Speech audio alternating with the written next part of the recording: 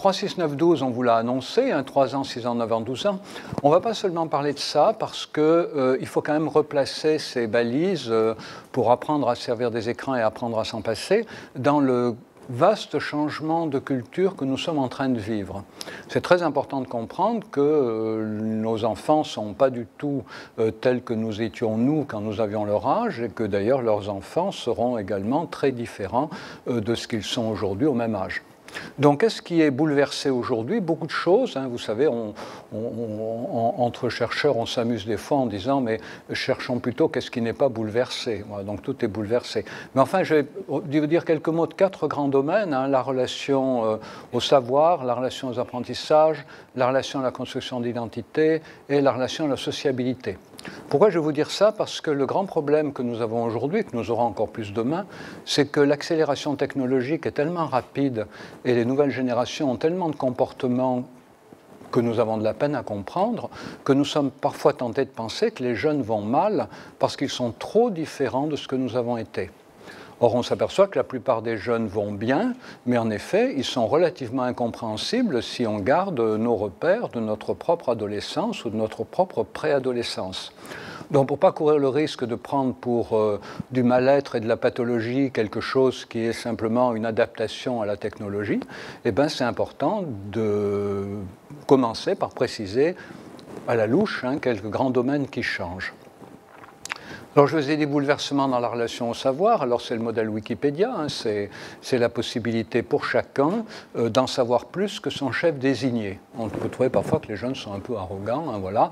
Mais l'entreprise a été la première à faire cette constatation qu'avec Internet, eh bien, c'est la fin de l'unité de commandement. Ça veut dire que chacun peut en savoir plus que son chef désigné sur un problème précis, pas forcément dans tous les domaines où son chef désigné est censé être compétent. Pourquoi? Parce qu'avec Internet, on peut trouver des sources d'informations très importantes et si on y prend du temps, on peut devenir son spécialiste dans son petit domaine. Donc ça veut dire que la communication familiale n'est plus la même, l'instruction scolaire ne devrait plus être la même et la communication dans les entreprises n'est plus la même non plus. Le deuxième grand domaine qui est bouleversé, c'est la relation aux apprentissages. Vous savez qu'aujourd'hui, les enfants ont plutôt moins de mémoire événementielle, tout est dans leur smartphone. D'ailleurs, ceux qui perdent leur smartphone, des fois, font une crise d'angoisse et une dépression immédiate, comme s'ils avaient perdu une partie d'eux-mêmes, et pas seulement les enfants, des adultes aussi. Donc, beaucoup de nos informations que nous étions traditionnellement obligés de mémoriser sont dans notre smartphone, dont nous avons de l'espace mental disponible. Alors, toute la question, c'est de savoir qu'est-ce qu'on en fait. Si c'est pour jouer à Candy Crush Saga, c'est vrai qu'on ne voit pas trop quel est le bénéfice. Mais en revanche, de ce temps de cerveau qui est libéré, on peut faire beaucoup d'autres choses. Et aujourd'hui, il y a de nouvelles formes de mémoire qui se développent, qu'on appelle la mémoire de travail, qui est la possibilité de prendre des éléments épars, tels qu'ils se présentent dans un jeu vidéo, par exemple, d'en faire une petite synthèse, et puis de petite synthèse en petite synthèse, d'avancer d'une manière qui n'était pas courante dans les générations passées, où finalement les compétences étaient surtout mesurées à la quantité de connaissances qu'on avait emmagasinées. Donc, bouleversement dans la relation aux apprentissages et aussi dans les modes de concentration, puisque vous savez que parallèlement aux formes de concentration traditionnelles qu'on a quand on lit un livre, qu'on appelle l'attention approfondie, parce qu'il faut la mener sur une longue période. On ne lit pas un livre 5 minutes, en principe, on lit une demi-heure, 3/4 d'heure, 1 heure. Même chose quand on bricole un petit moment, donc ça c'est l'attention approfondie. Puis il y a des nouvelles formes d'attention aiguisées par Internet qui sont très courtes, très éphémères, très ponctuelles, mais dont on reconnaît aujourd'hui la valeur puisqu'il a été évoqué l'éducation. Vous savez qu'il existe maintenant des cours en ligne faits par des chercheurs, des scientifiques, des professeurs, des cours qui durent 3-4 minutes. 3-4 minutes, ce n'est pas l'occasion de labourer, je sais pas, ça, vous allez mieux m'entendre dans le fond. 3-4 minutes, ce n'est pas l'occasion de labourer tout un domaine, mais c'est quand même l'occasion de mémoriser un certain nombre de choses par répétition, et puis de s'ouvrir à un certain nombre de questions qui permettent d'aller voir d'autres sources d'informations. Alors, troisième domaine, toujours très vite, qui est bouleversé, la relation à l'identité. Ceux qui ont des enfants le savent bien. Les enfants aujourd'hui mettent très longtemps à savoir ce qu'ils veulent faire. C'est tout à fait normal, mais ça a toujours été un peu comme ça, même si on les bousculait, puisqu'à partir du moment où on peut envisager de faire autre chose que son papa ou sa maman, ben c'est vrai que ça mérite d'y réfléchir à deux fois. Mais ce qui est beaucoup plus important, c'est que beaucoup envisagent d'avoir un travail, voilà, quelque temps, et peut-être d'en changer. Non, ben ça correspond tout à fait aujourd'hui à la logique de l'évolution technologique, où en effet, il vaut mieux pouvoir penser son avenir en termes de petites existences successives qu'en termes d'une seule existence. Les enfants aujourd'hui grandissent dans un monde où ils peuvent envisager d'avoir plusieurs couples, plusieurs familles, plusieurs employeurs bien sûr, mais plusieurs métiers, plusieurs maisons, d'habiter dans plusieurs régions, voire dans plusieurs pays, de parler plusieurs langues successivement au fil de leur déplacement. Voilà, donc bouleversement dans la relation à l'identité, qui n'est plus perçu comme une sorte de mouvement longitudinal, comme un roman, où chaque événement nouveau s'ajoute aux événements précédents, mais comme une succession de ruptures par lesquelles, à chaque fois, on peut rebondir de manière inattendue en fonction des opportunités.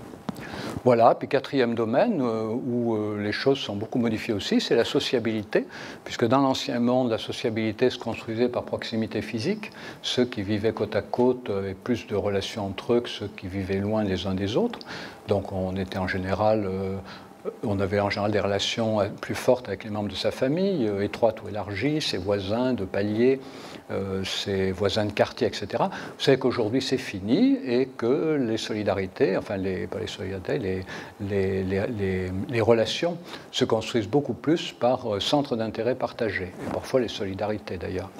Voilà, centre d'intérêt partagé, et comment on les trouve, les gens qui partagent nos centres d'intérêt, on les trouve sur notre smartphone.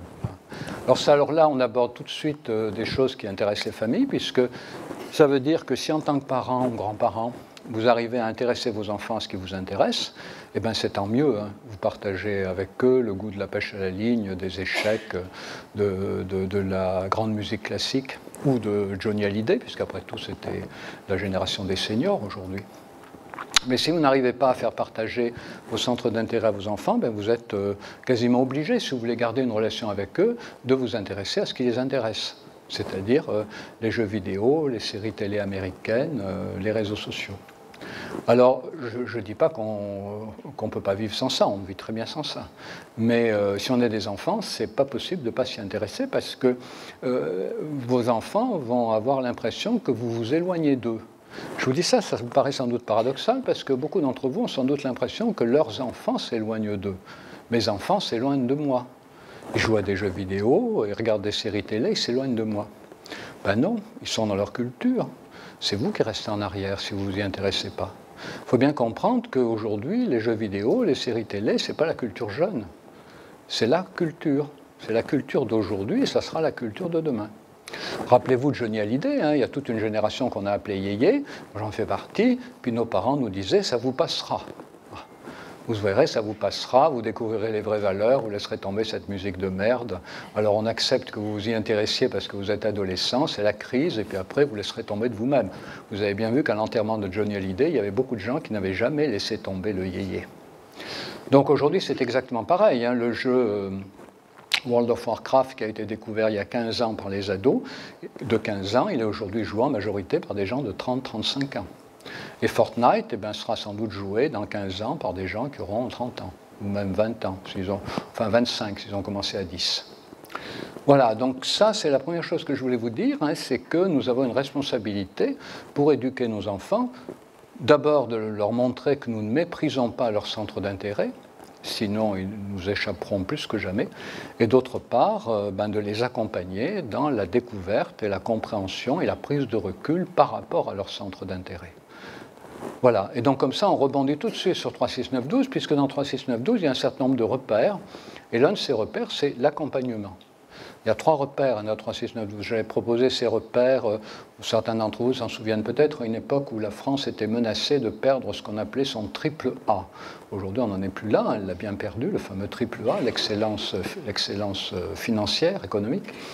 Mais je trouvais ça drôle, alors j'avais posé 3 principes éducatifs, qui commencent chacun par un A.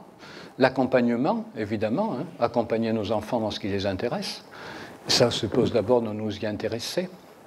L'alternance, encourager nos enfants à avoir des activités diversifiées. Ça veut dire que ça ne veut pas dire seulement faire du sport, faire du foot par exemple et jouer à Call of Duty. Ben, ça veut dire qu'un enfant qui fait du foot, joue à Call of Duty, il faut peut-être l'intéresser à une autre activité sportive que le foot et à un autre jeu vidéo que Call of Duty. S'il passe la moitié de son temps libre dans le foot et la moitié de son temps libre dans Call of Duty, il laisse passer beaucoup d'opportunités. Alors après avoir découvert beaucoup d'autres choses, beaucoup d'autres jeux vidéo, beaucoup d'autres activités sportives, il peut décider que c'est vraiment le foot et Call of Duty. Mais ça serait dommage qu'il n'explore pas d'autres possibles. Voilà. Donc alternance, ce qui ne veut pas dire sport, activité numérique, mais ce qui veut dire aussi diversification des activités numériques. Donc accompagnement, alternance, et troisième A, autorégulation, apprentissage, même AA, apprentissage de l'autorégulation. L'apprentissage de l'autorégulation, c'est quoi? C'est accompagner nos enfants pour qu'ils apprennent à se passer des écrans, puisque vous savez que l'éducation ne consiste pas à protéger et à guider nos enfants. L'éducation consiste à apprendre à nos enfants à s'auto-guider, à s'auto-protéger. C'est d'ailleurs par ça que des fois je pars en lutte contre les campagnes publicitaires des vendeurs de téléphonie mobile qui vous promettent de pouvoir surveiller vos enfants tout le temps et partout, suivre leurs déplacements par géolocalisation, contrôler leur historique de navigation, parce que c'est pas comme ça qu'on éduque des enfants à s'auto-guider, à s'auto-protéger. Ce système leur apprend seulement à être des esclaves, des esclaves insoumis, c'est-à-dire des gens qui font semblant de respecter les règles, mais qui dans le fond vont être encore plus remontés pour ne pas les respecter. Voilà, alternance, accompagnement, apprentissage, autorégulation. Donc on va voir un petit peu plus précisément en quoi ça consiste au fur et à mesure que l'enfant grandit en allant de la naissance jusqu'à la majorité, et au-delà si vous voulez. Est-ce que vous avez des questions ? Pas de questions. Bon, alors je continue. Alors, 0-3 ans. Alors, l'enfant vit au monde dans une culture saturée d'écran. Des amis obstétriciens me racontent que quand le bébé sort du ventre de la maman, il y a des mamans qui se précipitent sur leur smartphone pour immédiatement taper « Quel moment merveilleux je vis !» Puis elles envoient ça à leur liste de diffusion. Alors pendant ce temps, le bébé attend, et puis des fois le smartphone s'égare dans le lit, alors il faut le chercher, le bébé attend toujours, puis finalement des fois la maman prend le bébé quand même, et puis elle fait des photos du bébé, elle les envoie, voilà. Et aujourd'hui on constate que beaucoup d'adultes consacrent plus de temps à regarder leur smartphone ou à regarder leur bébé par smartphone interposé qu'à regarder leur bébé. À tel point qu'en Allemagne, il y a une campagne qui a été lancée dans laquelle on voit un père qui vient chercher son bébé à la crèche et il a son smartphone à la main. C'est normal, parce qu'en Allemagne aussi, ils sortent du boulot, ils se précipitent sur leur smartphone, tout le monde, les gens sortent du travail, se précipitent sur leur smartphone et en marchant, on essaye d'éponger quelques mails ou quelques SMS ou d'envoyer quelques messages à son réseau social ou à sa famille. Donc l'affiche montrant un père qui rentre dans la crèche avec son téléphone mobile, il le regarde. Et la légende, c'est combien de temps avez-vous regardé votre bébé aujourd'hui? Et je rêve d'une petite pastille là qu'on pourrait coller sur le front du bébé. Et le soir, on verrait écrit sur cette petite pastille la quantité, le nombre de minutes qu'on a regardé son bébé. Et vous avez dû entendre dire qu'il y avait eu des campagnes, des inquiétudes sur les bébés qui sont trop devant les écrans. Sachez que ce n'est que la moitié des inquiétudes aujourd'hui autour des enfants et des jeunes enfants et des écrans. L'autre moitié des inquiétudes, ce sont leurs parents qui passent plus de temps à regarder leur smartphone qu'à regarder leur bébé, ou bien qui font les deux en même temps.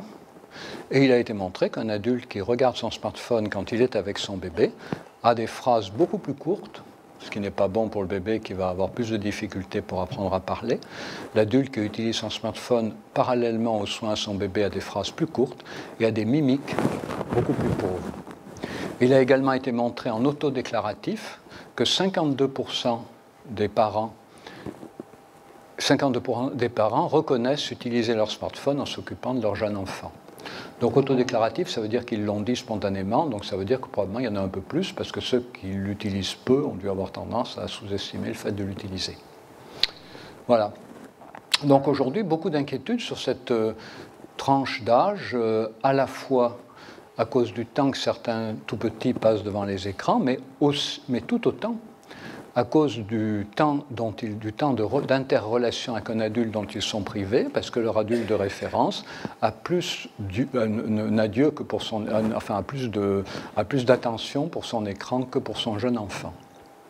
Voilà, ça c'est les deux inquiétudes autour du jeune enfant. Alors, à partir de là, ben, on comprend ce qui en est perturbé. Hein. Un enfant qui est devant un écran ou un enfant qui interagit peu avec un adulte, hein, c'est le même problème. Qu'est-ce qui va se passer? Ben, il va moins être entraîné à bouger avec un adulte. Hein. Et puis, il va surtout avoir moins d'échanges verbaux, il va avoir plus de difficultés pour apprendre à parler. Il va moins interagir avec des mimiques, donc il va avoir plus de difficultés à identifier les mimiques. Et puis, si l'enfant est dans une pièce où l'écran est allumé, ben, il va avoir plus de difficultés pour construire les capacités d'attention et de concentration, puisqu'il a été montré qu'un bébé apprend à se concentrer en se concentrant. Vous avez appris à nager en nageant, vous avez appris à conduire une voiture en conduisant. Un bébé apprend à se concentrer en se concentrant. Vous allez me dire comment c'est qu'il se concentre. Ben, c'est tout simple. Hein. Regardez un bébé, il prend un objet, n'importe quoi, une pierre, un bout de bois, un jouet, il le regarde, il le porte à la bouche, il le flaire, il le secoue, il le jette, il court derrière. Ça, c'est un bébé qui se concentre sur son activité. Un bébé qui est dans une pièce où la télévision est allumée, qu'est-ce qu'il fait? Eh bien, il est constamment dérangé par la télévision et donc il a de la difficulté à se concentrer. Et comme il a de la difficulté à se concentrer, il n'apprend pas à se concentrer puisqu'on apprend à se concentrer en se concentrant entre 0 et 3 ans. Donc du coup, ben, il en résulte chez des enfants qui ont grandi dans un environnement où la télé était souvent allumée, des difficultés d'attention-concentration, des difficultés de reconnaissance des mimiques, des difficultés de langage qui aujourd'hui sont assez bien identifiées. Alors, vous voyez, la question des écrans, bon, si vous posez des questions, on rentrera plus dans le détail, mais ce qui est important de comprendre, c'est qu'aujourd'hui, ce qui est problématique, c'est pas l'enfant devant un écran. Ce qui est problématique, c'est la raréfaction des expériences relationnelles qu'on appelle multimodales, ça veut dire qui engagent tous les sens, entre un enfant et un adulte de référence. Parce que les adultes sont trop occupés par leur smartphone. J'ai même entendu dire qu'il y avait des dames, quand elles changent leur bébé, pour éviter que le bébé gigote trop, parce qu'il regarde le visage de la maman qui sourit, alors il est content, il bouge. Alors il y a des mamans, pour éviter que le bébé bouge trop, elles s'accrochent leur téléphone mobile autour du cou, allumé bien sûr, ce qui fait que le bébé n'a Dieu que pour le téléphone mobile, parce qu'il est captivé par ces choses colorées, lumineuses qui bougent sur le téléphone mobile. Et donc, du coup, la personne qui change le bébé peut le changer très facilement parce qu'il est, comme on dit, en résolution musculaire, il est complètement atone et toute son énergie est concentrée dans ses yeux pour regarder le smartphone. Voilà, donc 0-3 ans, vous voyez, on pourrait citer de nombreuses recherches, mais l'important c'est que vous compreniez bien qu'un bébé ne se développera bien comme enfant, comme pré-ado et comme ado, que s'il bénéficie d'un environnement sensoriel et interactif, précoce, intense et diversifié. Tous les parents qui veulent se simplifier la vie plus tard ont intérêt à penser à ça. Tous les parents qui décident de confier leur smartphone à leur bébé ou de mettre leur bébé beaucoup devant la télé, se simplifient la vie à court terme, risquent de se la compliquer beaucoup à moyen terme ou à long terme. Est-ce que vous avez des questions là-dessus? Oui? Oups.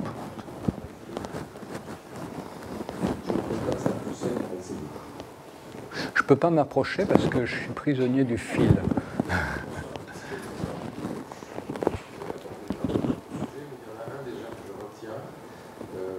Je prends un exemple, j'ai une de mes filles totalement télévision, les écrans, et l'autre qui l'autorise. Et je dirais que le mi-chemin est peut-être la bonne voie, mais comment le trouver et comment le doser? C'est-à-dire que lorsque les petits enfants viennent chez moi, par exemple, je les laisse regarder de manière mesurée un dessin animé ou quelque chose, mais je pense que si on leur interdit totalement, on a tendance à stimuler un petit peu la rébellion, l'interdit, et ils deviennent plus demandeurs. Donc, Oui. La question, mais il faut savoir quelle est la bonne dose et comment le... Oui. Vous avez tout à fait raison, c'est la bonne question, donc merci de la poser, comme on dit. Et alors, la réponse, je vais vous l'expliciter un peu longuement, mais en fait, elle tient dans les 3 principes que je vous disais, alternance, accompagnement, apprentissage, autorégulation. Ça veut dire quoi en pratique? Ça veut dire que, bon, un enfant de moins de 3 ans, il vaut mieux éviter de le mettre devant un écran, mais en même temps, un enfant de moins de 3 ans, il a besoin de relations. Donc si vous trouvez une petite application très drôle sur une tablette ou sur votre smartphone, ben, c'est bien de jouer avec votre jeune enfant, hein, quel que soit son âge, pendant 10 minutes, un quart d'heure, avec cette appli. Hein. Comme je dis toujours, si un papa est passionné de rugby et qui va jongler avec son ballon de rugby dans la chambre de son bébé, le bébé va être hilar, ça va être un bon moment pour tous les deux, et pourtant le ballon de rugby, c'est pas pour les bébés. Bon, ben, donc les écrans, c'est exactement pareil, hein, c'est pas pour les bébés, mais si un parent s'amuse avec une appli, rigole, voilà, on se regarde, on regarde l'appli, on la montre du doigt, voilà, on mime éventuellement des trucs qu'on voit dans l'appli. Donc ce qui est important avant 3 ans, c'est la relation, seulement la relation. Si des parents par connaissance des programmes disponibles sur tablette, arrivent à établir une bonne relation avec leur bébé, tant mieux. En revanche, ce qu'il vaut mieux proscrire, c'est la télévision, ou Netflix, si vous voulez, ou YouTube, parce que c'est du flux continu. Dire, on sait quand on l'allume, on ne sait jamais quand on va l'éteindre, parce que les programmes se succèdent de manière endablée, et souvent d'ailleurs des programmes de mauvaise qualité qu'on ne contrôle pas.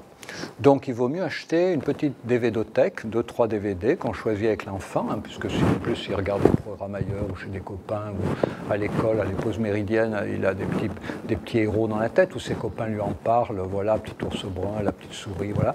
Et donc du coup acheter une petite DVD-othèque dans laquelle l'enfant peut choisir ce qu'il veut et il regarde en durée déterminée. Donc comme ça on a plus de chances de limiter la durée. Mais limiter la durée, ça ne veut pas dire qu'on apprend l'autorégulation. L'autorégulation, ça veut dire que cette consommation d'écran, on va la fixer à un moment de la journée, on va la ritualiser. Et là, j'utilise beaucoup la métaphore alimentaire. C'est quoi? Ça veut dire quoi la métaphore alimentaire? Ça veut dire qu'on ne grignote pas toute la journée, on mange à heure fixe. Mais de la même manière, je propose aux parents de ritualiser un temps d'écran à une certaine heure, puisqu'après tout, le bébé, le jeune enfant, il mange à heure fixe, il dort à heure fixe en principe, hein, il prend son goûter à heure fixe, voilà.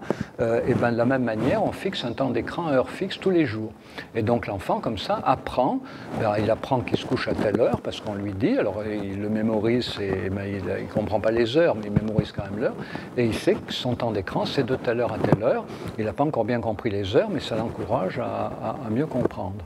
Et alors des parents disent, mais oui, mais les bébés et les jeunes enfants, 2, 3, 4 ans, ils ne connaissent rien aux heures. Ben oui, mais ils ne connaissent rien non plus aux pommes de terre et aux poissons. Ça n'empêche pas les mamans et les papas de dire, mon chéri, je t'ai fait de la purée et du poisson. Non. Alors on n'utilise pas le langage pour nommer au bébé ce qu'il connaît, on utilise le langage pour introduire le bébé à ce qu'il ignore encore et qu'il est important qu'il connaisse. Bon, il y a un domaine où il est très très important que le bébé apprenne assez vite à avoir des repères, c'est l'organisation temporelle. Toute notre vie est organisée par le temps et le temps n'est pas irréversible. Donc fixer un temps d'écran, par exemple à 18h ou à 19h, l'heure que vous voulez, de préférence avant une activité incompressible, le bain ou l'alimentation, ben ça contribue à construire l'autorégulation et ça aide l'enfant à se représenter, à associer, plutôt ça invite l'enfant à associer toujours les écrans à une durée. Et ça, on en a besoin toute la vie. Je vous encourage vivement, quel que soit votre âge et quelles que soient vos pratiques d'écran, de vous fixer des tranches horaires pour consulter vos mails, pour consulter vos SMS, voilà, pour écouter vos messages téléphoniques laissés sur vos répondeurs. Essayez d'organiser le temps de manière que vous ayez votre esprit libre pendant tout le temps qui ne correspond pas à la tranche horaire où vous consommez vos écrans. Apprenez à appliquer à vous-même la règle alimentaire aux écrans, avant d'appliquer la règle alimentaire aux écrans, et ne grignotez pas votre smartphone toute la journée, consommez-le à heure fixe. Bon, ça, c'est la première chose. La deuxième chose, accompagnement, ça veut dire qu'on va inviter l'enfant à parler de ce qu'il voit et fait avec les écrans. Alors petit, c'est pas ce qu'il fait, pas quand un ordinateur, mais voir l'âne trop, voir la petite souris, l'inviter à en parler. Et vous savez, un enfant, dès qu'il a 3 ans, si vous lui dites, moi, j'ai pas eu le temps de regarder la petite souris aujourd'hui, hein, parce que il fallait que je fasse la cuisine, il fallait que je téléphone à ta grand-mère, je sais pas, raconte-moi, l'enfant va raconter. Et la manière dont il va raconter va développer chez lui une compétence extrêmement importante qui fait totalement défaut aux écrans, enfin que les écrans ne développent pas, à savoir la compétence narrative. Pourquoi on demande à un enfant de raconter ce qu'il voit quand il est petit, la petite souris, l'intro-trou? Quand il grandit, ben, raconte-moi comment tu joues à Fortnite, qu'est-ce que tu y fais? Quand il grandit encore, enfin quand il est entre les deux, c'est Dora l'exploratrice, et puis après c'est Fortnite, puis après c'est ce que vous voulez, Call of Duty et tout. Mais l'important, pourquoi vous lui demandez de raconter, c'est parce qu'en racontant, il va développer la compétence narrative, il va développer la capacité de raconter. Alors la capacité de raconter, c'est ce qui nous socialise. Quand un enfant est capable de raconter ce qu'il vit et de se raconter lui-même, il a toujours des copains, il a toujours des copines. Au contraire, on le cherche, parce qu'avec lui, on ne s'ennuie pas. Alors comment vous allez faire pour développer cette compétence narrative? Ben, vous allez demander à votre enfant de parler des écrans. Et vous allez faire d'un moins, qui est le temps qu'il peut perdre devant un écran du point de vue des apprentissages, vous allez en faire un plus. Parce que c'est très compliqué de faire raconter à un enfant quoi que ce soit. Demande toutes les mamans qui vont chercher leur bébé à la crèche le sachent bien. Qu'est-ce que tu as mangé à midi? Des frites. La maman regarde, c'est la purée. Qu'est-ce que tu as mangé aujourd'hui? De la purée. La maman regarde, c'est des frites.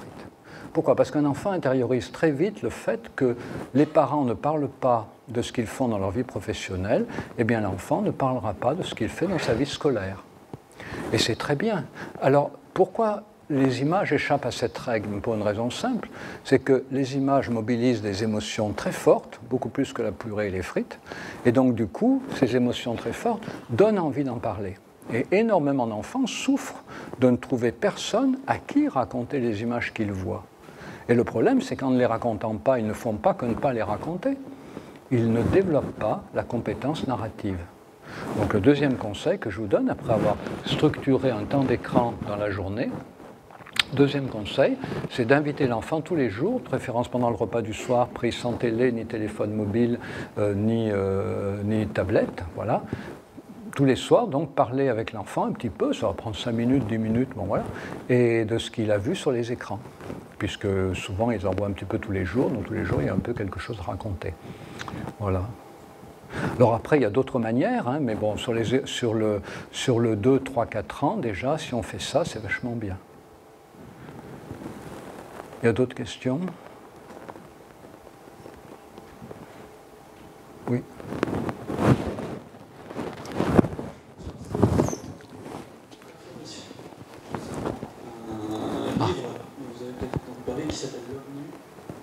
Qui s'appelle L'OVNI de Gouguin et Christophe Abbé concernant les GAFA et indiquant que dans la Silicon Valley, la meilleure école est celle de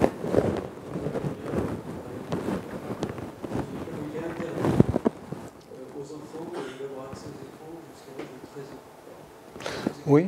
Oh oui, oui, je connais cette histoire, ça fait longtemps qu'on la raconte. Alors, je vais faire deux réponses. La première, c'est la réponse que je fais depuis que je l'ai entendue. Et la deuxième, c'est celle que je vous proposerai parce que je l'ai entendue dans un colloque de l'éducation nationale. Alors, du coup, alors, la première réponse que je fais depuis très longtemps, c'est de dire, ben oui, mais vous n'avez pas idée de ce que font ces enfants dans ces écoles. Ils ont un accompagnement humain dont vous ne pouvez même pas rêver. Ils ont un nombre d'enseignants, d'éducateurs, de spécialistes du langage, de spécialistes de la psychomotricité attachés à chacun de leurs personnes exceptionnels. Ils ont des potagers, ils ont des chevaux, ils ont des terrains vagues pour jouer. Ils bénéficient de conditions éducatives extraordinaires. Donc, vous avez tout à fait... Alors, vous avez, donc, dans l'ancienne réponse, vous avez tout à fait raison, et donc ce que vous dites doit nous encourager partout à créer des espaces pour que nos enfants puissent avoir des poules, pour qu'ils puissent avoir des lapins, pour qu'ils puissent découvrir... Non, mais c'est ça quand même, parce qu'ils en ont tous. Hein. Et faire en sorte que nos enfants aient des coachs, par exemple, pour leur apprendre à parler, parce que c'est important. Moi, je vous le dis, c'est au papa-maman. Moi, je vous dis, vous croyez que Steve Jobs, tous les soirs, il mangeait avec ses enfants en disant à ses enfants... raconte-moi ta journée. Non, vous savez, il y a beaucoup d'enfants de cadres qui sont en Suisse. Hein. Les parents sont aux États-Unis, les enfants sont en Suisse. Alors maintenant, ils ne les mettent pas forcément en Suisse parce qu'ils ont des établissements spécialisés chez eux, mais ils ne les voient pas beaucoup non plus. Hein, voilà. Et donc ces enfants, oui.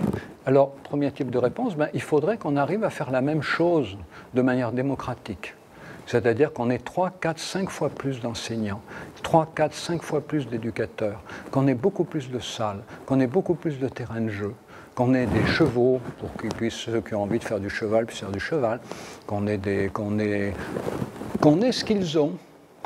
Il faudrait qu'on arrive, mais on en rêve, mais c'est pas possible. Vous savez, quand un cadre de la Silicon Valley emmène ses enfants manger une pizza, il privatise la pizzeria pour la journée. Parce qu'il ne faut pas que ces enfants se mélangent avec les autres. Donc, vous voyez, il y a deux manières de répondre à la question posée. Soit de dire, ben oui, supprimons les outils numériques de nos enfants. Et l'autre manière, c'est de dire, ben donnons à nos enfants tout ce qui permet aux enfants, soi-disant des cas de la Silicon Valley, de ne pas avoir besoin des outils numériques. Parce qu'ils ont un emploi du temps qui est tellement chargé qu'en effet, même s'ils en avaient un, ils n'auraient pas le temps de l'utiliser. Et la deuxième réponse que j'ai entendue dans un colloque, c'est quelqu'un qui expliquait à la tribune, pas de bouche à oreille, que c'était une fake news, qu'en fait non, il y avait une école, mais que toutes les autres écoles de la Silicon Valley, parce que tous les enfants de la Silicon Valley n'ont pas dans une seule école, mais dans toutes les autres écoles, ben, ils utilisaient les outils numériques. Voilà. Mais la première réponse me satisfait mieux. Je pense qu'il y a vraiment énormément à faire pour que nos enfants soient occupés de manière intelligente, stimulante, motivante, beaucoup mieux qu'aujourd'hui, en démultipliant le nombre d'enseignants. Regardez le dédoublement, le fait de diviser les classes en deux, la mesure Blanquer, ça marche. Divisons-les en 4, ça marchera encore mieux. Et mettons non pas un enseignant pour 15 élèves, mais 4 enseignants pour 15 élèves, ça marchera encore mieux. Et ça, c'est la méthode Silicon Valley. Oui, appliquons la méthode Silicon Valley. Pas pour enlever les outils numériques de nos enfants, mais pour leur donner ce que les enfants de Silicon Valley ont et qui est, ça a été démontré, le plus efficace pour les éduquer de manière convenable, enfin pour les faire évoluer rapidement plutôt. Est-ce qu'il y a d'autres questions? Oui.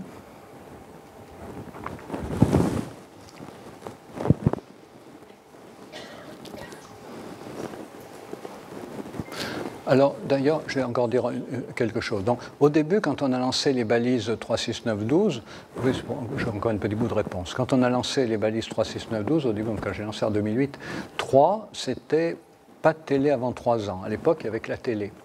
Alors, c'est dommage parce que d'habitude, j'ai toujours en fond d'écran, toujours derrière moi, une projection de l'affiche. Là, je ne sais pas pourquoi, elle n'y est pas. Donc, sinon, vous auriez vu 3, 6, 9, 12, donc 0, 3.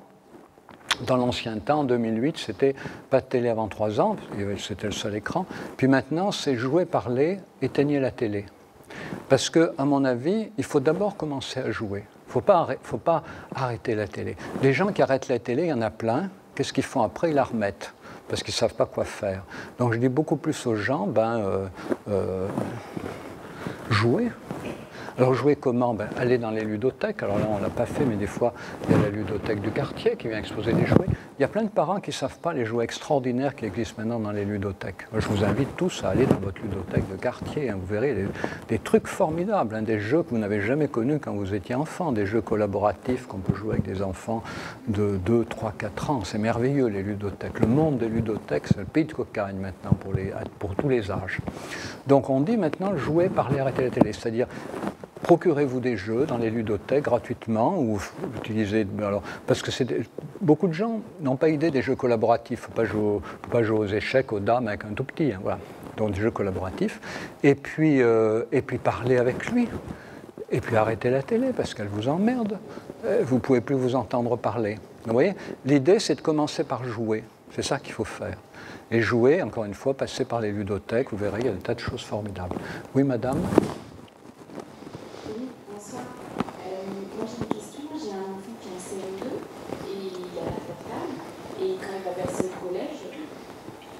Enfants, je pense qu'on va lui donner un portable parce qu'il va aller tout seul au collège, etc.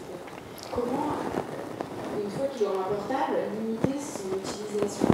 C'est pas bien que quand déjà il prend le portable, il part, il veut l'utiliser, jouer, aller voir des vidéos, donc quand il aura son propre portable, comment on peut avoir pas de secret que ils auront leur portable, il y a ça qui va donner dessus. En anticipant un peu déjà. Alors déjà, donc, pour ceux dont les enfants n'ont pas encore un portable, anticipez. Votre enfant a 6 ans, Ben, vous lui dites, ah, le jour de son anniversaire, tu as 6 ans, tu as dû penser qu'un jour tu auras un portable. Il dit, oui, oui, oui, oui. Ah, ben, vous lui dites, alors comment tu imagines ça? Ben, il ne sait pas encore. Alors à 7 ans, vous leur posez la question, et il a réfléchi, il dit, je regarderai la météo tous les matins. Oh, ben, il suffit d'ouvrir la fenêtre. Alors vous continuez à 8 ans, tu as un portable, tu as réfléchi? Oui, oui, alors j'aimerais bien un portable, mais j'ai une copine qui en a un, j'aimerais bien. Et alors vous dites, bon, ben écoute, on va continuer à en parler, on va réfléchir à quel âge tu l'auras, mais 2-3 ans en avant. Ce qu'il faut que tu saches, c'est quand tu l'auras, tu feras comme nous. C'est-à-dire, tu ne l'utiliseras jamais pendant les repas. Et alors là, en tant que parent, vous dites d'ailleurs, tu as bien vu qu'on ne l'utilise jamais pendant les repas, nous. Tu as bien vu? Ben, tu feras pareil. Et puis vous lui dites, tu ne l'emmèneras jamais non plus dans ta chambre pour dormir. Tu feras comme papa-maman, ou comme papa, ou comme maman. Tu auras un réveil. Alors, qui dort avec son portable parmi vous? Qui se réveille avec son portable? Voilà, ben, achetez-vous un réveil. Ou alors, n'ayez jamais d'enfant. Parce que, non mais c'est vrai, non mais c'est aussi bête que ça, parce que vous ne pouvez pas imposer à votre ado de laisser son téléphone portable sur la table du petit déjeuner si vous emportez le vôtre. Alors évidemment, vous allez dire, moi j'emporte le mien parce que c'est mon réveil. Et votre enfant va dire, mais moi c'est pareil. Le problème, c'est que dès qu'il sera dans sa chambre avec son portable, il le consultera jusqu'à point d'heure, où il le mettra, et après il le mettra sous son oreiller, et donc il aura tous les inconvénients d'être réveillé éventuellement par un copain insomniaque, et puis de toute façon, en étant dessus le soir, avec la lumière bleue des LED, il va mettre des plombes pour s'endormir, hein, parce que la lumière bleue des LED, elle vous tient réveillé comme le soleil de midi. Donc, moi je dis toujours, ça peut vous étonner, mais dès qu'une maman est enceinte, il faut qu'elle commence à ne pas utiliser son portable quand elle mange ou fait manger son bébé, et le papa aussi. Et il faut commencer par s'acheter un réveil pour pouvoir dire à l'enfant, sans lui mentir, quand il va grandir, quand tu auras un téléphone portable, tu feras comme nous. Tu ne téléphoneras jamais pendant les repas, tu ne l'emmèneras jamais dans ta chambre. Alors si vous n'avez pas encore établi ça, c'est pas trop tard, hein, quel que soit l'âge de votre enfant, vous dites voilà, parce qu'on peut changer les règles à tout âge. Nos enfants ont beaucoup plus de plasticité mentale que nous. Nous, on est raides. Mais eux, ils ont de la plasticité, beaucoup plus que nous. Donc ça veut dire que des règles qui à vous peuvent vous paraître raides, à eux, elles leur paraîtront encore plus raides qu'à vous, mais ils les accepteront beaucoup plus vite. Ils les intégreront beaucoup plus vite. Et donc, du coup, vous pouvez toujours dire, j'ai bien, de toute façon, regardez, actuellement, à une époque à Paris, c'était interdit même de planter un bulbe de tulipe à côté d'un arbre de la ville. Aujourd'hui, la ville de Paris encourage tout le monde à défoncer les trottoirs pour végétaliser et à planter des arbres sur les terrasses. Donc, le monde change. Donc, vous pouvez dire à votre enfant, le monde change. Les Chinois ont envoyé un truc derrière la Lune, nous on va faire quelque chose aussi. On va décider que personne ne décroche son portable pendant le repas et que personne n'emporte son portable dans la chambre. Et ça va rentrer en vigueur, vous dites, dans 15 jours, l'idée de se familiariser avec l'idée, le fait de se familiariser avec l'idée. Voilà. Mais si vous ne faites pas ça, vous ne pouvez pas réguler. Si vous voulez, on n'éduque bien que par l'exemple.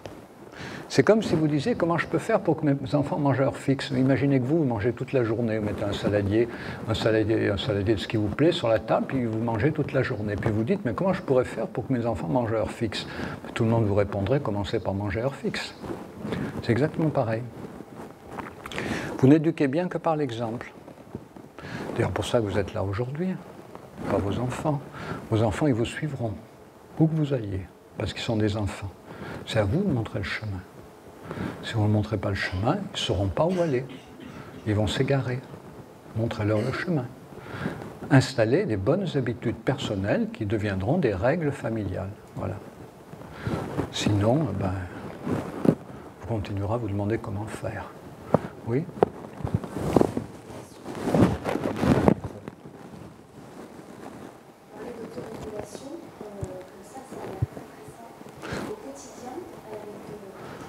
Oui.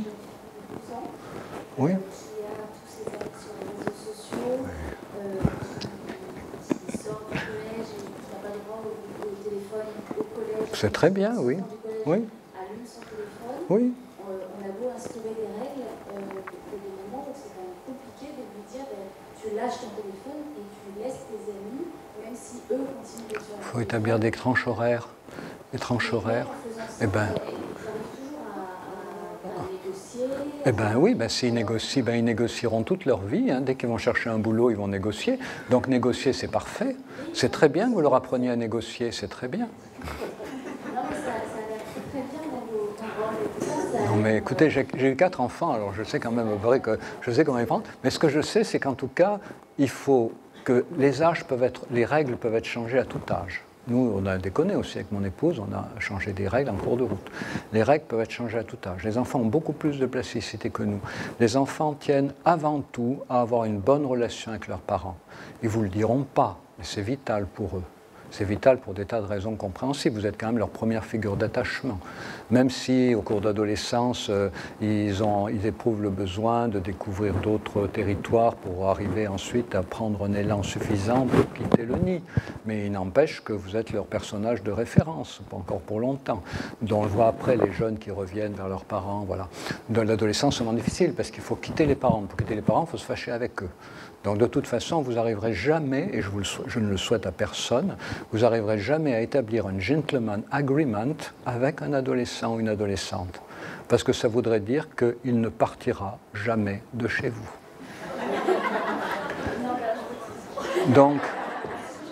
Donc fixez des règles, des règles qui vous paraissent bonnes, tenez ces règles, vous vous battrez pendant quelques années, mais si vous fixez une règle, vous négociez, la règle une fois fixée, et si elle n'est pas respectée, vous confisquez le téléphone mobile, vous le mettez dans votre poche, il n'ira pas le chercher dans votre poche quand même. Si, alors vous le mettez non. Non, mais c'est vrai, si vous voulez, je sais, mais il faut bien que vous compreniez que on ne peut pas, on ne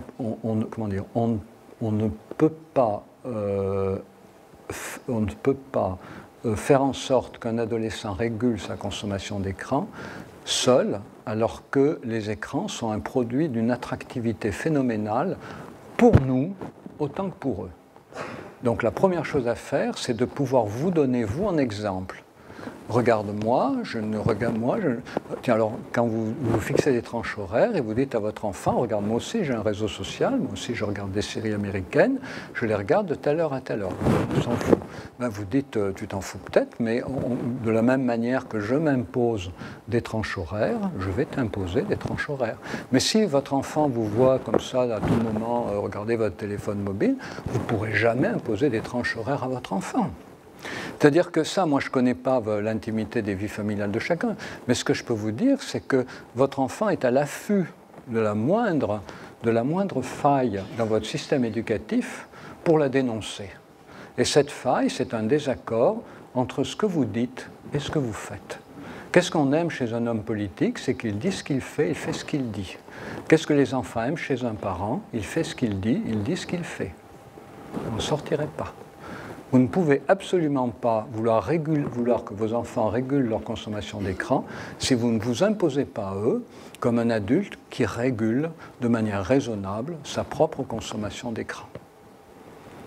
Il n'y a pas d'autre moyen de faire. Donc, mais je vous assure, une fois qu'on a régulé la sienne propre, on a la conscience nette pour imposer des règles et pour les faire tenir, quoi qu'il arrive. Mais si vous avez la moindre faille par rapport à vos propres pratiques et que votre enfant le pointe, vous ne pouvez pas.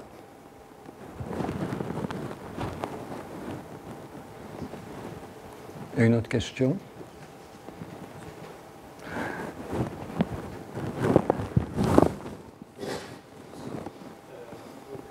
Alors, essayez de faire... Alors, non, mais parce que madame est un peu désespérée, là. Alors, bon, ici, vous êtes venu m'écouter, c'est très gentil. Mais ce qu'il faut que vous fassiez, réunissez des amis, faites un petit groupe.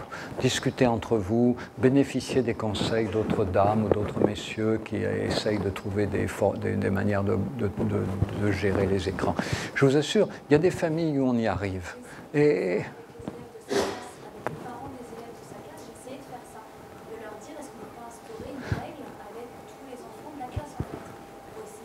Pendant la classe, mais pas dans les familles. Mais vous n'y arriverez jamais. Mais bien sûr que vous n'y arriverez jamais. Parce que trop de parents tiennent à la liberté qu'ils s'octroient d'utiliser leur téléphone mobile quand ils en ont envie. Trop de parents n'ont pas développé pour eux-mêmes un principe d'autorégulation satisfaisant. D'ailleurs, une enquête a montré que un pourcentage, plus le pourcentage, 60% des jeunes de 8 à 12 ans qui n'ont pas encore de mobile, rêvent de confisquer le téléphone mobile de leurs parents parce que leur parent est constamment indisponible, parce qu'il est toujours sur son téléphone mobile. Et alors quand on demande à ces enfants, mais est-ce que vous dites à vos parents que vous avez envie de leur confisquer parce que vous aimeriez qu'ils soient plus souvent avec vous? Et les enfants répondent, non, on se garde bien de leur dire parce qu'on espère que quand on aura notre propre téléphone mobile, ils nous laisseront l'utiliser constamment de la même manière qu'ils utilisent constamment le leur. Autour du téléphone mobile, la balle est dans le camp des parents.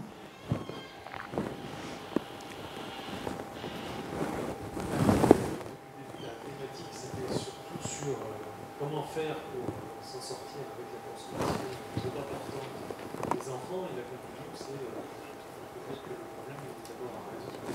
Alors pas uniquement, je disais, en réponse à monsieur 03, on n'a fait que 03, je disais structurer un temps d'écran dans la journée entre 0 et 3, enfin entre pas et 0,3, mieux éviter les écrans 3,6 ou 2,6 si vous voulez, fixer un temps d'écran fixe dans la journée,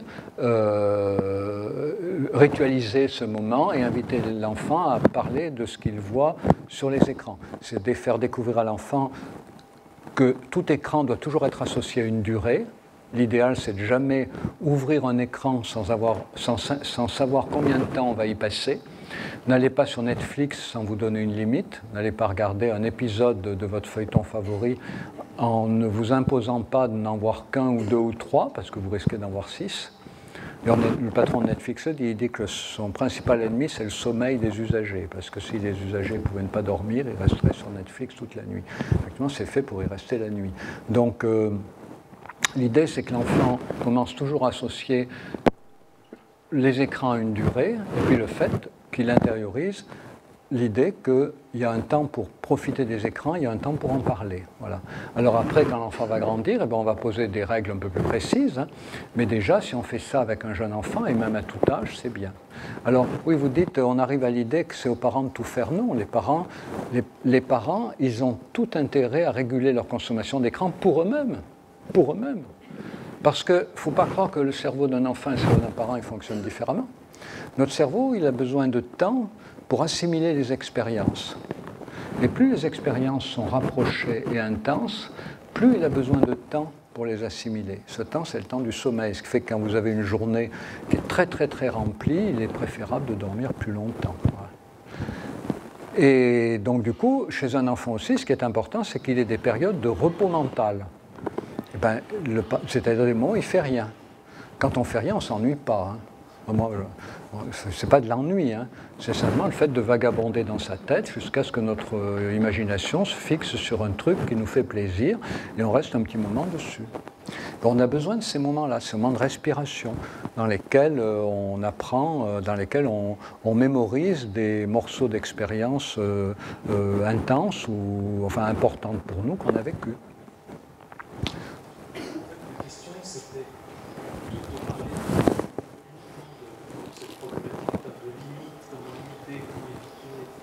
Est-ce que vous, en tant que spécialiste, vous voyez des avantages à la pratique de l'écran,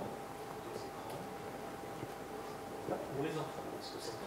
Oui, alors il y a des intérêts à partir de 6 ans.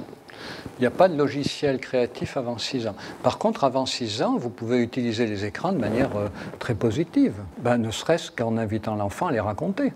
Ça, c'est une utilisation extrêmement positive. Regardez, tout à l'heure, monsieur vous a fait une présentation avant mon intervention, on aurait pu vous demander de la résumer. Ça vous aurait fait drôlement travailler chacun. Et donc du coup, si on demande à un enfant de résumer un petit dessin animé et tout, ça lui fait faire un travail mental extrêmement profitable, un travail éducatif et pédagogique extraordinaire.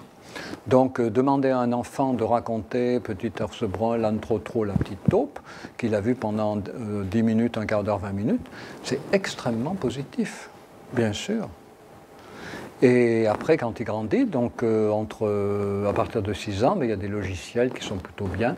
Il y a Scratch, il y a la possibilité de faire des petits films image par image, hein, stop movie avec les tablettes, c'est un logiciel installé à demeure.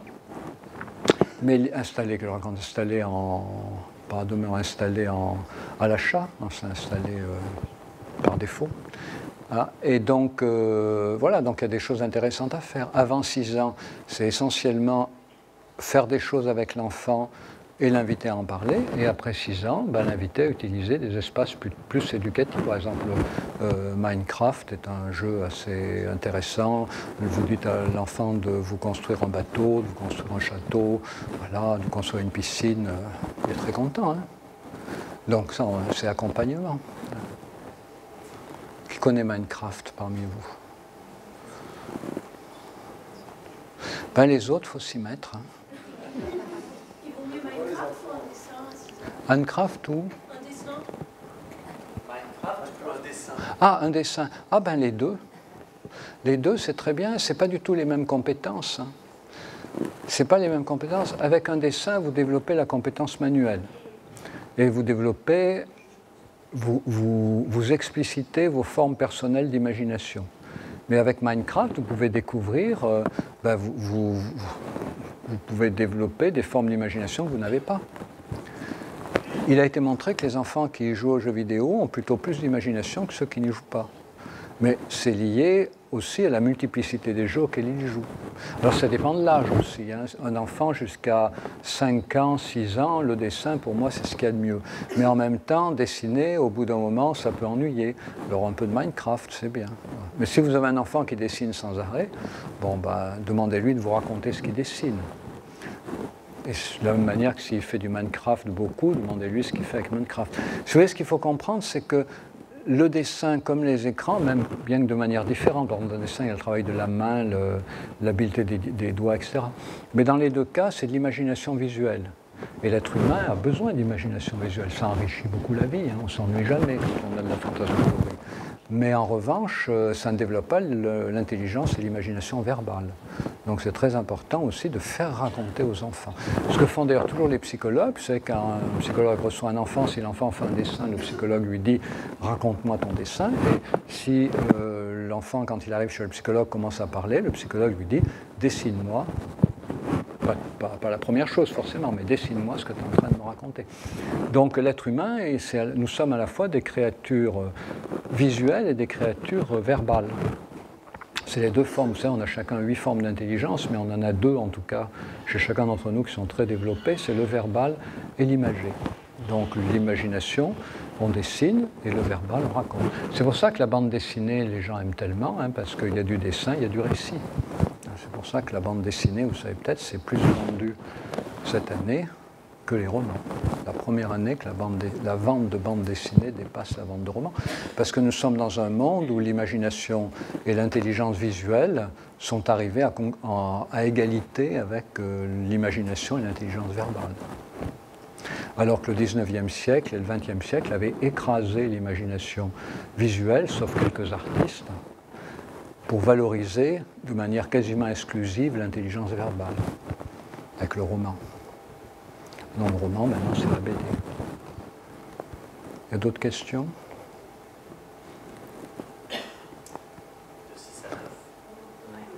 Oui, une question encore.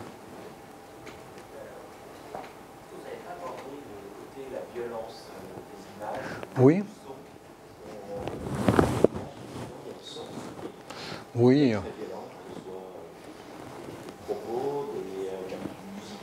Bien sûr.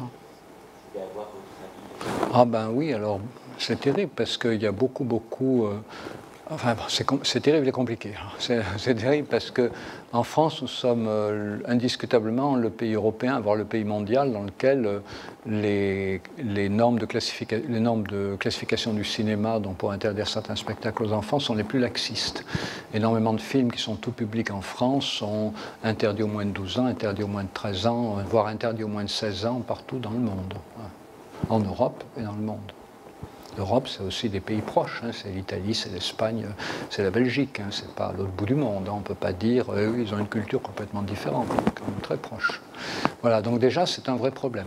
Vous avez ensuite le problème du journal télévisé, qui est regardé par énormément d'enfants. Beaucoup de familles prennent le repas du soir devant le journal télévisé. C'est une catastrophe. Parce que l'enfant est pris en otage devant son assiette, il ne peut pas s'en aller, il a faim, il mange et il voit les horreurs du journal télévisé.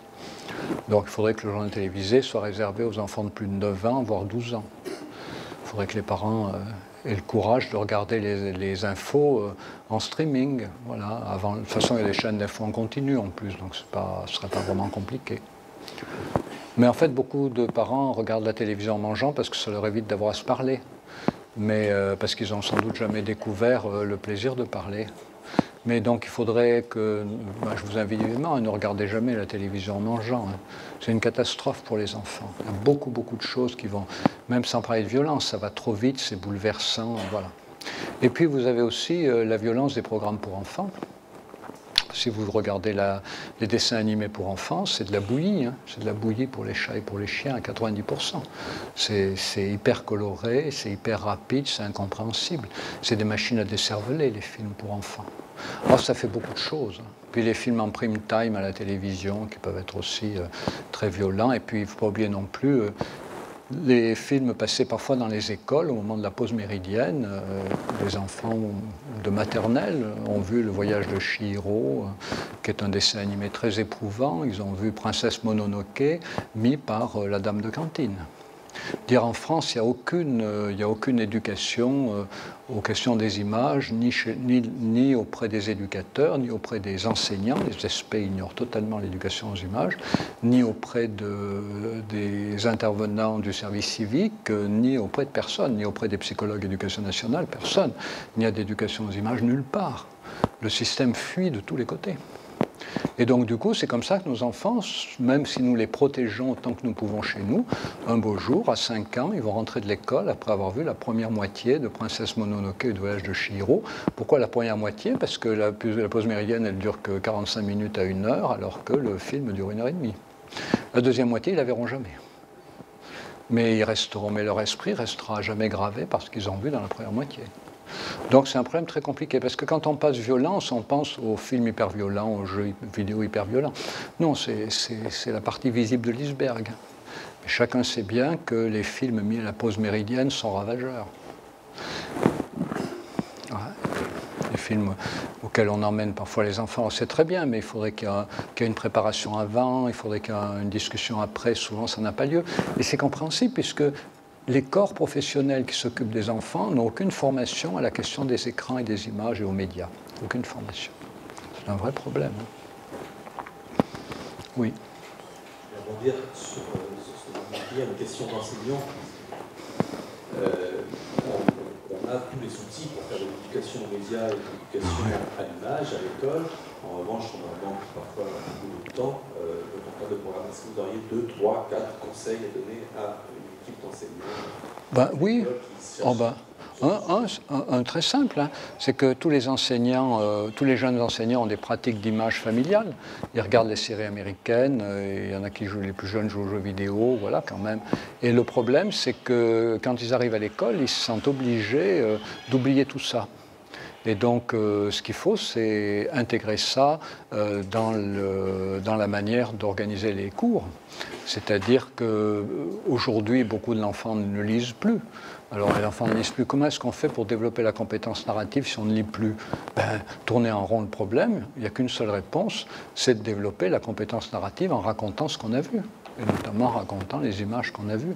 Donc, si vous voulez, il y aurait beaucoup à faire pour supprimer, pour que les éducateurs aient autre chose à faire pendant les pauses méridiennes que de mettre des films, que les dames de cantine ne prennent plus l'initiative de mettre des trucs qu'elles ne maîtrisent pas, mais du point de vue des enseignants, ce qui serait à mon avis très important, c'est d'abord que les enseignants ne mettent pas leur propre culture d'image à la porte, ne laissent pas leur culture d'image à la porte de l'école, et puis d'autre part, qu'il y ait dans toutes les écoles une personne référente désignée pour servir de ressource au cas où il y a des questions. Alors, vous savez, il paraît que dans toutes les écoles, c'est l'inspecteur d'éducation nationale référent qui est l'interlocuteur pour toutes les questions concernant l'école. Mais le problème, c'est qu'il n'a aucune formation aux images non plus.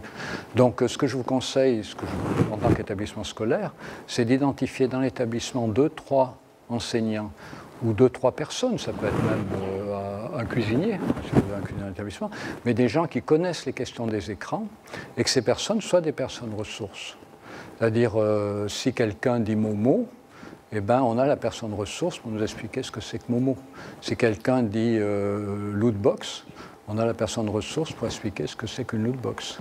Et ça, d'ailleurs, avant même, parallèlement au fait de désigner 2 ou 3 personnes ressources dans l'établissement, ce qu'il faudrait, c'est que tous les enseignants se trouvent 1 ou 2 coachs numériques parmi leurs élèves. Je vois qui est enseignant parmi vous. Quelques-uns, voilà. Eh bien, écoutez, moi, à mon avis, ce qu'il faut que vous fassiez, c'est que vous disiez à vos élèves, voilà, j'ai bien réfléchi, on a écouté une conférence l'autre jour, voilà, dans l'établissement scolaire, et moi, je suis là pour vous enseigner la physique, les mathématiques, le français, voilà, mais j'ai bien réfléchi qu'il y a un domaine où je ne connais rien, où je connais certainement moins de choses que vous, c'est le domaine du numérique, des jeux vidéo, des séries télé. Alors, les élèves vont tous être hilares, évidemment. Et vous leur dites, mais j'aimerais bien qu'il y ait 1 ou 2 personnes parmi vous qui puissent répondre à mes questions quand j'en ai. Qui serait volontaire? Vous aurez des volontaires. Vous en choisissez 1, vous en choisissez 2. Et quand vous avez une question, vous la leur posez. Quelle est la nouvelle appli à la mode? En 3 minutes, ils vous auront répondu. Qu'est-ce qu'on fait sur Snapchat? En 3 minutes, ils vous auront répondu. Qu'est-ce que c'est Game of Thrones? Pouf, 3 minutes. Qu'est-ce que c'est Momo? 3 minutes. Quel intérêt on trouve à Fortnite? 3 minutes. Ils vous auront répondu tout de suite. Pas compliqué. Et ça rentre dans ce que je vous évoquais au début, à savoir la fin de l'unité de commandement. Il faut que les enseignants acceptent l'idée qu'ils sont compétents en physique, en littérature, en histoire-géographie, mais qu'ils ont ils ont tout à apprendre par ailleurs. Et il y a un domaine où nous avons tous tout à apprendre des plus jeunes, c'est le numérique. Je ne dis pas de tous les plus jeunes, parce qu'il y a, hélas, une fracture sociale colossale entre ceux qui sont accompagnés par leurs parents dans la découverte du numérique et ceux qui sont abandonnés par leurs parents dans la découverte du numérique. Et il a été montré que les 20% d'enfants qui sont abandonnés à leur découverte personnelle du numérique se débrouillent très mal du numérique. C'est pour ça que si vous voulez des enfants qui se débrouillent bien du numérique, informez-vous sur le numérique pour les accompagner dans la découverte du numérique. Si vous voulez, globalement, on sait que 80% des enfants, enfin à la louche, utilisent très bien le numérique. Et il y a même un rapport de l'UNESCO, qui n'est pas l'UNESCO j'ai oublié le nom, un rapport de l'UNICEF, qui est paru fin 2018, dit même que la majorité des adolescents utilisent le téléphone mobile sur un modèle boucle d'or. Vous savez, boucle d'or, c'est le compte dans lequel il y a un petit bol, une petite chaise, un bol moyen, une chaise, un bol grand. Là. Donc, modèle boucle d'or, ça veut dire ni trop, ni pas assez. La majorité des adolescents utilisent le téléphone mobile très bien, ni trop, ni pas assez. Par contre, il y en a un certain pourcentage, 20% à la louche, qui l'utilisent très mal. Eh bien, il a été montré que ce sont soit des enfants qui sont en souffrance pour des raisons familiales, des raisons psychologiques, soit des enfants qui sont de milieux sociaux défavorisés. Ça veut dire que la meilleure manière de faire en sorte que vos enfants utilisent bien le numérique, c'est de les accompagner le mieux possible, puisque au-delà de favoriser, pas défavoriser, c'est pas un curseur on-off comme l'interrupteur électrique.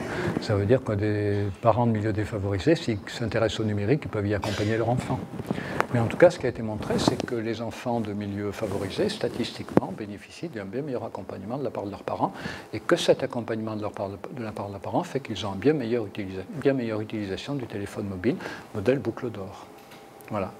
Donc, choisissez-vous un coach numérique, ça valorisera beaucoup les élèves qui le feront, et ça vous permettra petit à petit de pouvoir mieux intégrer la culture qui est actuellement la culture du monde d'aujourd'hui et qui sera la culture du monde de demain, l'intégrer dans vos activités. Quand même, il faut que vous vous rendiez compte que les jeux vidéo sont un produit culturel qui est à la Bibliothèque nationale à côté des livres.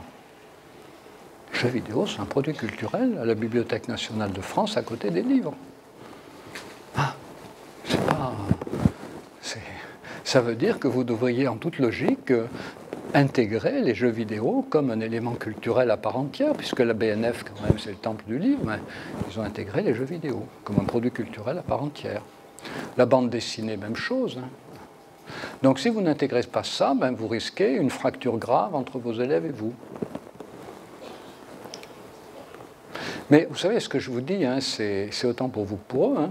Vous serez énormément gratifié par leur enthousiasme quand vous intégrerez des supports et des intérêts différents dans l'organisation des cours. Et c'est valable pour les parents aussi. Hein. Oui ?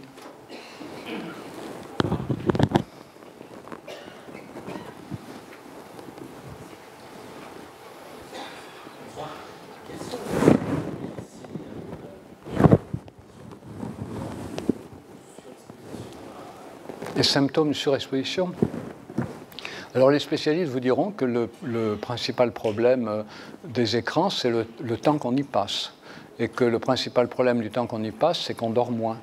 Et qu'à partir de là, tout en découle. C'est-à-dire si vous dormez moins, vous avez tendance à vous alimenter moins bien.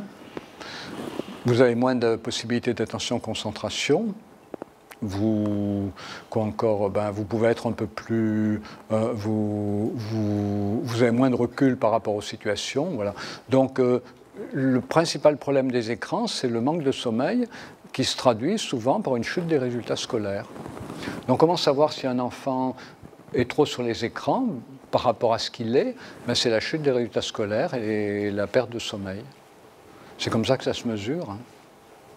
Mais tout ça c'est très, très lié à chaque enfant. Vous avez des enfants...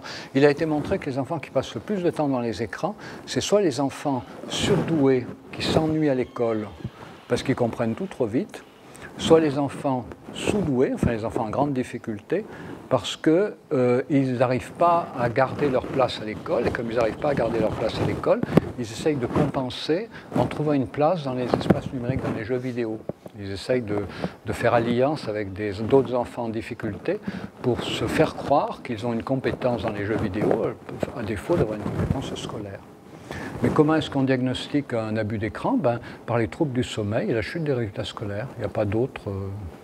Parce qu'il faut bien considérer que si M. Steve Jobs, quand il bricolait des ordis dans son bureau, qui n'étaient pas encore dans son garage, des ordis qui n'étaient pas encore des ordis, si ses parents lui avaient dit « on va jeter toutes tes cochonneries à la poubelle et puis tu vas aller courir avec tes copains ou faire du foot avec eux », on n'aurait jamais eu Steve Jobs.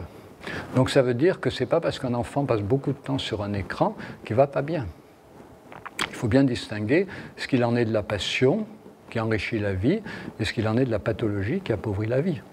Un enfant peut passer énormément de temps sur un écran, avoir de bons résultats scolaires, avoir une très bonne socialisation. Et un enfant peut très bien être très peu sur les écrans, avoir très peu de socialisation et avoir de très mauvais résultats scolaires.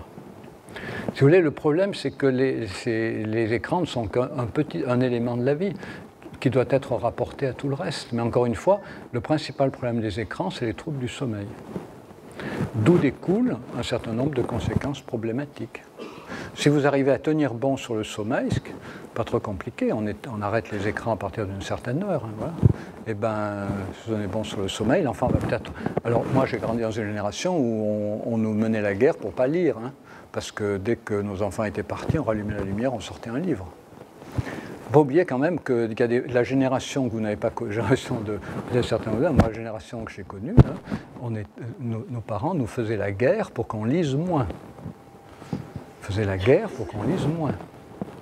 Et d'ailleurs, il y a un japonais qui est un des plus grands, j'ai oublié son nom, plus grands créateurs de films d'animation. Il raconte que quand il était petit, il lisait beaucoup et ses parents l'ont emmené voir le pédopsychiatre. Le psychiatre a dit « Votre enfant est en train d'aller très mal, il passe beaucoup trop de temps à lire, il faut lui interdire la lecture et l'obliger à regarder la télévision. » Ce qui n'était pas idiot d'ailleurs. Ce qui n'était pas idiot, parce que la lecture c'est tout seul, alors que la télévision à l'époque c'était en famille. Il n'y avait pas d'ordinateur, il n'y avait pas de smartphone, la télé c'était familial. Donc le psychiatre disait il faut que votre enfant cesse de se replier sur lui-même et il faut qu'il ait une activité familiale partagée, donc la télévision, ce qui était parfaitement compréhensible. Mais les écrans ne sont pas du tout un produit toxique. Hein. Les écrans, c'est ce qu'on en fait, quoi. Oui, il y a une dame aussi devant. Excusez-moi.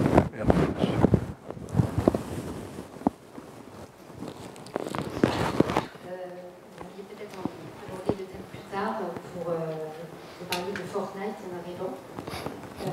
Oui, parce qu'il y a je pensais qu'on allait parler de Fortnite. J'ai un enfant de 12 ans, justement, comment on peut accompagner un enfant de cet âge, qui voit, qui est déçu de voir des amis proches s'éloigner, parce que dans la cour de récréation, ils jouent dans l'irréel, donc dans Fortnite. Et si en fait on ne fait pas partie des clubs ou qu'on n'a pas on ne joue pas à ce jeu, on ne fait pas partie de ce lien amical avec eux. Moi, mon enfant était vraiment très, très contrarié de la situation. Oui, alors d'abord, il y a des milliers, voire des centaines de milliers de vidéos sur Fortnite, sur Internet, donc on peut connaître Fortnite sans y jouer. Non, mais s'il ne veut pas, il ne veut pas. Et on peut connaître Fortnite sans y jouer. Et puis, d'autre part, vous savez, dans une école, il y a beaucoup d'enfants. Donc, l'enfant qui fait du violoncelle, il arrive toujours à dénicher celui qui fait du violoncelle, celui qui adore la pétanque, il arrive à dénicher celui qui fait de la pétanque. Donc, ils échangent comme ça, et puis ils arrivent à se retrouver par communauté. Mais pour ceux qui jouent à Fortnite, l'important, c'est de limiter le temps, quoi. Voilà, c'est des parties courtes, alors c'est pas trop compliqué, mais surtout, veiller à ce qu'ils jouent plutôt avec des copains d'école qu'avec des inconnus. Les copains d'école, en principe, ils ont les mêmes règles, c'est-à-dire qu'ils mangent à une certaine heure le soir, 19h30, 20h, 20h15, voilà. Donc s'il joue avec ses copains, c'est facile qu'il quitte le jeu quand ses copains quittent le jeu. Donc, non, mais j'ai bien compris qu'il ne joue pas. Mais je vous dis, s'il ne joue pas, il trouvera très bien à se socialiser avec des enfants qui ne jouent pas non plus. Hein. Puis vous savez, Fortnite... Overwatch, ça a duré quoi Overwatch, enfin, reprenez les derniers jeux, quoi. Je veux dire, Battle Royale, ça a duré très peu.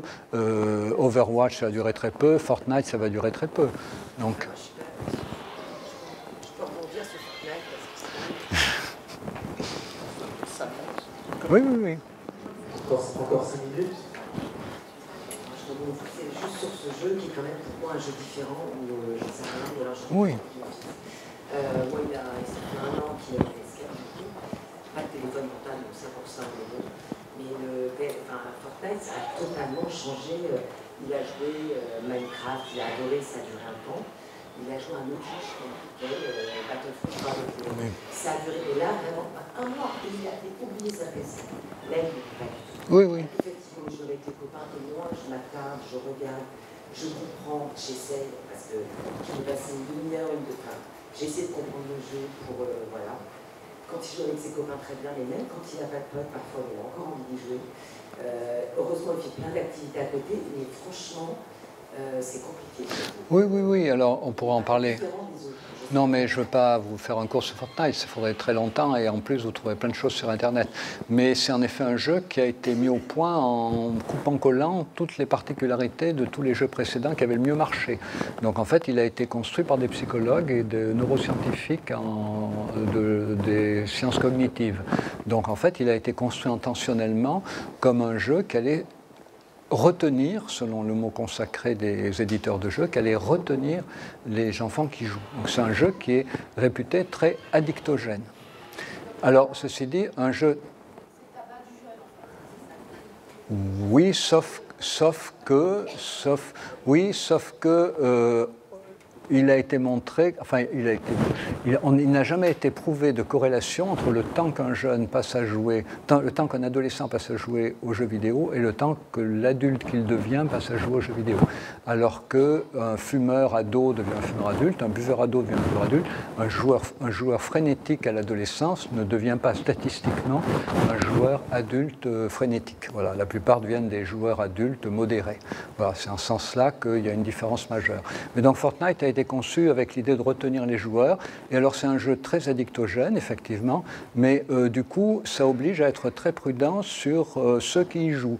C'est-à-dire si vous avez un enfant qui a de bonnes notes, qui dort bien, qui est content, qui fait du sport, vous le laissez jouer à Fortnite une demi-heure, 1 heure par jour s'il a envie avec ses copains.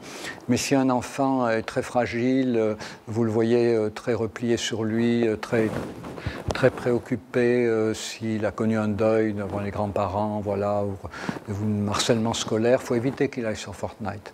Parce que, si vous voulez, un objet, il ne suffit pas qu'un objet soit addictogène pour que tout le monde devienne addict. Mais les gens qui ont une grande fragilité courent un beaucoup plus grand risque de s'addicter à un produit addictogène. Donc c'est vraiment à la personne, quoi. Voilà. En même temps, c'est difficile d'éviter complètement parce que c'est un jeu auquel beaucoup de jeunes ont envie de jouer pour voir ce que c'est, quoi. Une dernière question, et en même temps, pensons tous à une dernière question essentielle, et ensuite 2-3 idées que vous n'auriez pas encore données, que vous absolument partir. Et surtout les tranches, là. Du coup, à partir de quel âge Fortnite, c'est 12. Oui, mais je vous avais dit de poser vos questions quand vous vouliez. Donc, si vous avez une question sur un enfant de 15 ans, vous pouviez la poser dès ma première minute de conférence. Donc, c'est pour ça que je vous l'ai dit, parce qu'on peut parler des heures sur 0,3. Là, on est parti sur les ados. Allez-y. Juste finir par rapport à Fortnite. Jusqu'à quel âge, enfin, tous les enfants, moi j'ai un petit garçon de 9 ans, j'ai pas classé. Non, 9 ans, c'est trop tôt, c'est 12. On est bien d'accord. C'est ça, parce que tous ses amis, ils ont le PS4. Oh non, Ben oui. Eh bien, alors, écoutez, vous lui dites, écoutez, non mais attendez, madame. Voilà. Il n'en aura pas, mais vous m'écoutez? Voilà. C'est très simple. Vous dites, regarde la boîte, tu sais lire. Bon, pas la boîte, enfin, vous allez sur Internet, c'est marqué partout 12. Bon, dites quel âge tu as? Il va dire 9. Ben alors, c'est 12. Alors, il va vous dire, tous mes copains y jouent. Ah, ben, dites, mais pas de problème. Écoute, si tu veux te faire adopter par les parents d'un copain, pas de problème. Quand tu seras chez eux, tu y joueras comme tes copains. Mais tant que tu es dans notre maison, tu adoptes les règles de notre maison. Or, ici, on ne joue au jeu que quand on a l'âge prescrit pour y jouer. Voilà. Puis c'est fini. Alors il va faire un petit caprice ou un gros, puis il y jouera chez des copains dans votre dos, mais en tout cas, pas chez vous. C'est comme si vous me disiez, j'ai un enfant de 11 ans, tous ses copains fument du cannabis, alors il voudrait que j'aille en acheter avec lui. Et que vous demandiez à un conférencier, écoutez, qu'est-ce que je dois faire, monsieur le conférencier, parce que mon fils de 11 ans me dit que tous ses copains fument du hashish, il voudrait que j'aille avec lui chez le dealer pour en acheter, pour faire comme ses copains. Ben, vous ne poseriez même pas la question. Vous diriez à votre enfant, écoute, non, arrête. Vous diriez, arrête. Eh bien, dites, arrête. C'est la même chose. Pourquoi voulez-vous qu'il y ait des règles élastiques? Les règles sont les règles. Si c'est 12, c'est 12. Si c'est 16, c'est 16. Et c'est tout. Mais il y a des enfants qui ne traversent pas les rues dans les passages cloutés. Il y a des enfants qui n'attendent pas que le feu soit ouvert. Il y a des enfants qui conduisent la voiture de leurs parents en cachette dès 14 ans.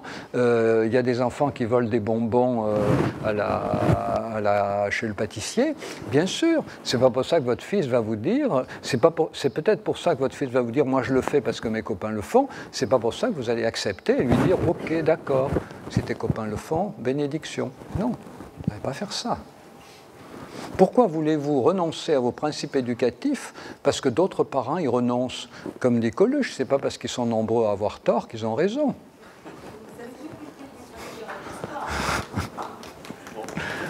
Voilà. Oui, qu'est-ce que vous voulez encore que je dise? Est-ce qu'il y a 2 ou 3 choses que du coup, on n'aurait pas Oh ben, oui, il y en a 4 même. Alors, c'est les 4 qui sont sur l'affiche que vous ne voyez pas derrière moi. Ça veut dire limiter le temps d'écran, c'est bien, hein, mais ça ne tient pas la réponse à toutes les questions. La deuxième chose importante à faire, c'est choisir des programmes de qualité, surtout quand les enfants sont petits. J'ai un peu dit, éviter la télé, acheter des DVD, voilà. Troisième chose, prendre le temps avec l'enfant de parler de ce qu'il voit et fait avec les écrans, pour développer, pas pour contrôler ce qu'il fait, mais pour développer l'intelligence narrative, très très important dans la vie sociale et dans l'ascension scolaire. Et puis la 4e chose, c'est d'encourager des activités de création. Leur activité de création, avec écran ou sans écran, entre 3 et 6, c'est toutes les activités manuelles, pliage, découpage, collage, coloriage, voilà. Et puis quand l'enfant grandit, activité de création avec écran ou sans écran, puisqu'à partir de 6 ans, il y a possibilité d'avoir des activités de création avec écran, ne serait-ce que de faire de la photographie numérique et de la retouche photographique. Donc, mais avant 6 ans, les activités activité créative, c'est sans écran. À partir de 6 ans, ça peut être avec écran. Mais en tout cas, encourager toutes les activités de création. Faire de la photo, faire du cinéma, faire des petits films image par image, faire de la programmation avec Elementor, avec Scratch, en accès libre sur Internet, voilà. Voilà les 4 conseils de la campagne 36912. Voilà. Nous allons vous remercier.